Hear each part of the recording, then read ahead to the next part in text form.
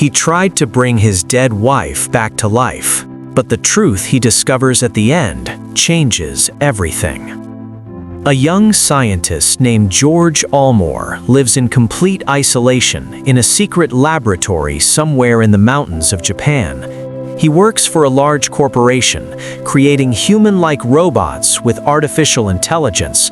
His superiors demand results and constantly pressure him, threatening to shut down the project.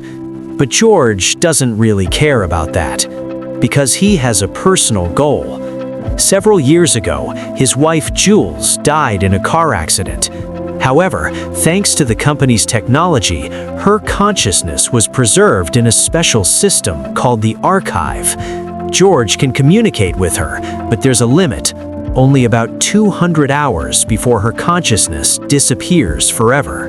And he's not ready to lose her again. So George secretly works on another project, trying to create the perfect robot body to transfer his wife's consciousness into.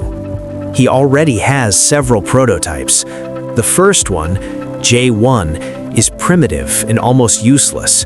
The second, J2, is more advanced, but behaves like an emotional teenager.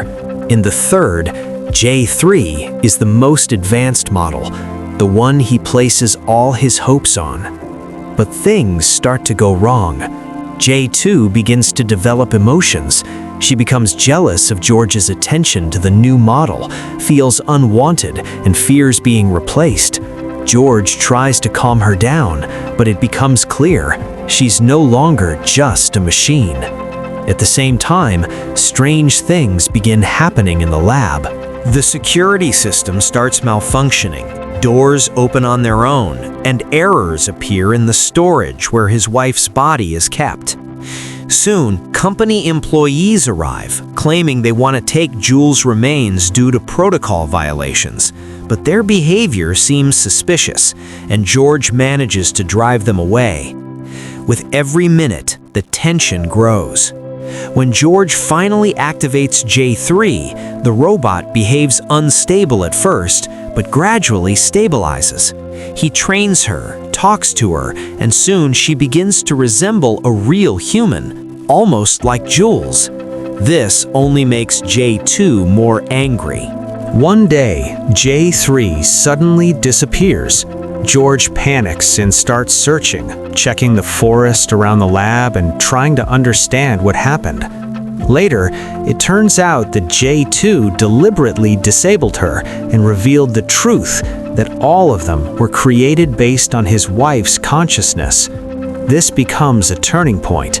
Enraged, George shuts J2 down, takes her parts, and uses them to complete J3. He finally decides to finish his experiment, no matter the cost. Later, broken and rejected, J2 leaves the lab and shuts herself down forever. Now, only J3 remains. Gradually, she becomes more and more like his wife, not only in appearance, but also in behavior. She develops memories, emotions, and even fragments of the past. At one point, she recalls the accident and the fact that Jules was pregnant. This shocks George. He tries to contact the archive, but encounters even more strange things. He is told that the employees who visited earlier never existed. His project gets shut down, and the connection becomes unstable. Reality starts to fall apart. Realizing that time is running out, George takes the final step. He initiates the transfer of Jules' consciousness into J3, and it works. She opens her eyes, she talks to him, she feels alive again. But then, something impossible happens. The archive calls. The real Jules is still there. He answers the call.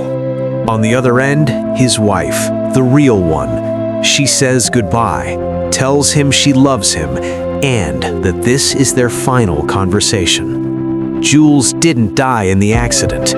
He did. All this time, the consciousness inside the archive wasn't his wife. It was him. And the entire lab, the robots, and everything that happened was just a simulation created for him to let him say goodbye and live through an illusion.